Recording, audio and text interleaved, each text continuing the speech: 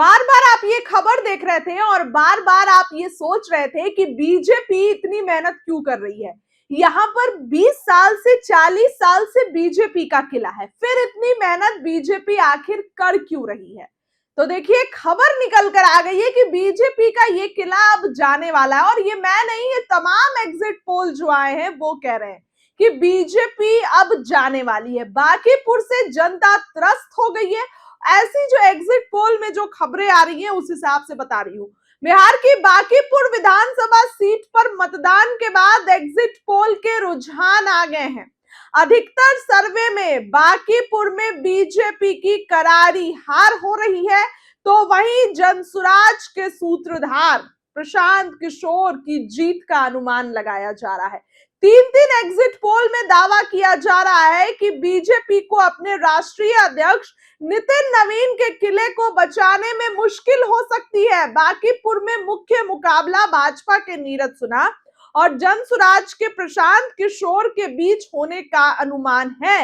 Exit poll में तेजस्वी RJD को भारी नुकसान की आशंका जताई गई है। तेजस्वी को आप एक पल साइड करिए, चर्चा कर रहे हैं बीजेपी की कि भैया वो सीट तो आपके पास बहुत पहले से थी, लेकिन वो सीट अब जा रही है। आरजेडी कैंडिडेट रेखा गुप्ता की हार का दावा किया जा रहा है।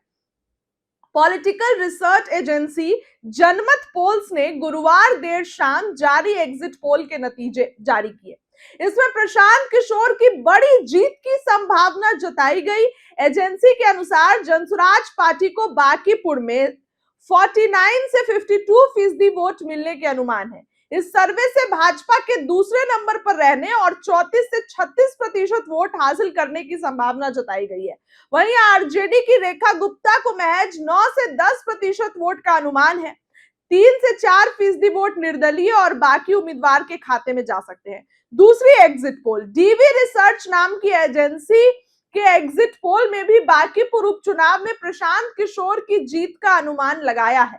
पीके की जनसुराज पार्टी को 43%, जबकि भाजपा के नीरज कुमार सिन्हा को उनसे 4% कम यानी कि 39% वोट मिलने का अनुमान है।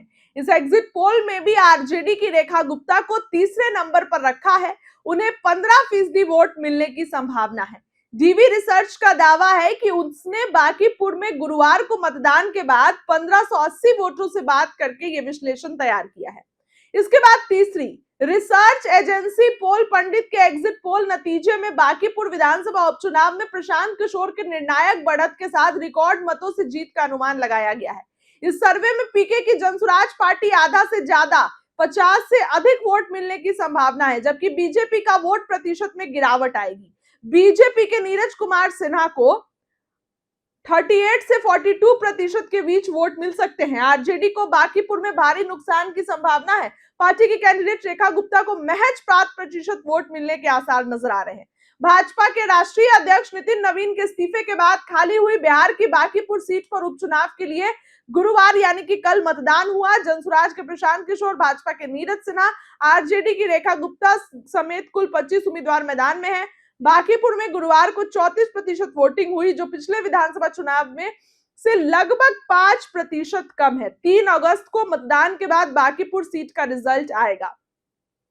बांकीपुर सीट भाजपा की गढ़ मानी जाती रही है। नितिन नवीन खुद यहां से लगातार 5 बार विधायक रहे। लगभग 3 दशक से यह सीट भाजपा के कब्जे में है। नितिन से पहले उनके पिता नवीन प्रसाद किशोर सिन्हा 4 बार यहां विधायक रहे। 2008 के परिसीमन से पहले बांकीपुर सीट पटना पश्चिमी के नाम से जानी जाती थी। इस तरह के एग्जिट पोल रुझान के बीच 3 अगस्त को यह देखना होगा कि भाजपा अध्यक्ष नितिन नवीन अपना गढ़ बचा पाते हैं कि नहीं। बांकीपुर चुनाव रिजल्ट से पहले अलग अलग सर्वे एजेंसी ने एग्जिट पोल सर्वे के नतीजे सार्वजनिक किए हैं। इस तरह के सर्वे में एजेंसियां वोट डालने के बाद कुछ मतदाताओं से सीधे फेस टू फेस बात करती है और उनसे ये जानने की कोशिश करती है कि उन्होंने किस उम्मीदवार को वोट किया। उसी के आधार पर पूरे सीट के रिजल्ट का एक अनुमान तैयार कर लिया जाता है। बिहार समेत देश भर के चुनावी इतिहास में कई बार एग्जिट पोल के नतीजे असल इलेक्शन रिजल्ट से बहुत अंतर होता है। इसलिए बांकीपुर से अगला विधायक कौन बनेगा, इसका जवाब लोगों को 3 अगस्त मतगणना जब होगी, जब काउंटिंग होगी, तभी पता चलेगा। फिलहाल बीजेपी के पास से ये सीट जाती दिख रही है। अब क्या कुछ होगा वो तो 3 तारीख को पता चलेगा। इस खबर के लिए इतना ही दर्शक।